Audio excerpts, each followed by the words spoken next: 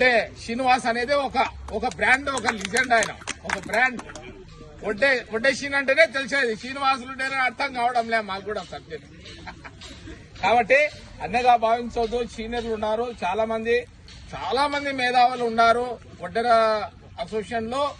వారి యొక్క ఆవేదన, వారి యొక్క మేధా సంపత్తి ఈ యొక్క స్పీచ్ లో నేను వింటా ఉంటే వీళ్ళు ఎక్కడనో అడవిలో ఉన్నట్టు దాగి ఉన్నటువంటి వీళ్ళ యొక్క మేధా సంపత్తిని బయటికి తీసుకొస్తే చాలా ప్రావీణ్యత కలిగినగా, పరిజ్ఞానం కలిగినటువంటి మేధా సంపత్తి కలిగినటువంటి వడ్డెర జాతిలో కూడా ఇంత విద్యా సంపత్తి కలిగినటువంటి నాయకులు ఉన్నారనేది ఇప్పుడే తేట తెల్లగా అయిపోయింది.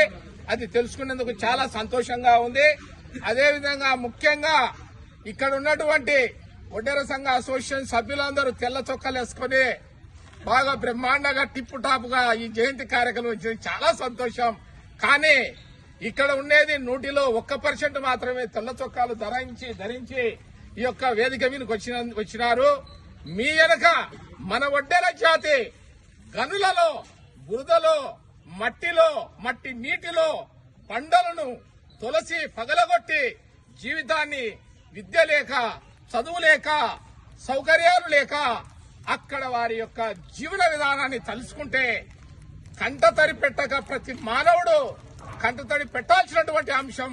వారిని మీరు బయటికి వెలికి తీసుకొచ్చి వారిని విద్యావంతులుగా తీర్చిదిద్ది ఉద్యోగస్తులుగా సమాజానికి పరిచయం చేస్తారని ఈ అవకాశం ఇచ్చినటువంటి మీకందరికీ హృదయపూర్వకంగా నమస్కారాలు తెలియజేసుకుంటున్నాను.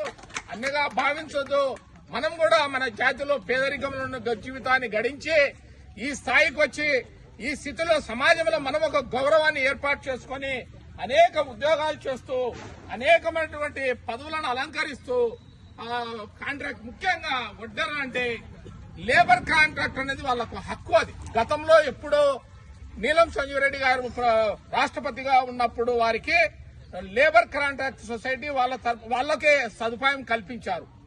అప్పట్లోనే 4th క్లాస్ కాంట్రాక్టర్ గా వాళ్లకు ఇచ్చారు. లేబర్ కాంట్రాక్ట్ సొసైటీ ఇప్పుడు దాన్ని దోపిడీ చేసుకున్నారు. ఎవరు? రాజకీయ నాయకుల్లో ఉన్నటువంటి వాళ్ళ బంధువుల అనుచరులకు ఈ లేబర్ కాంట్రాక్టును కట్టబెట్టి వడ్డెర్లకు దక్కకుండా వారిని దూరపరుస్తున్నారు. దానిపైన మీరు పోరాటం చేయాల్సిన అంశం ఎంతైనా ఉంది. అదేవిధంగా వడ్డెరలను, ఎస్టీలను కూడా ముందుకు తీసుకురావాల్సినటువంటి అంశం ఉంది. బీసీలలో ఈ ఉన్నత స్థితిలో ఉన్న వాళ్ళలో జాబితాలో ఈ వడ్డెరలను చేర్చడం వలన వారి యొక్క సంతతి, వారి యొక్క జాతి, వారి యొక్క జనాభా సాంస్కృతి నలిగిపోతూ ఉంది. కాబట్టి ఎస్టీల జాబితాలో చేర్చుకుంటే వీరికి మంచి ఉన్నత విద్యా అవకాశాలు, ఉద్యోగ అవకాశాలు, సమాజంలో ఉన్నత స్థితి పెరగడానికి కూడా అవకాశం ఉంటుంది. కాబట్టి మీరందరూ ముఖ్యంగా ఎస్టీ జాబితాలో చేరడానికి పోరాటం చేయండి.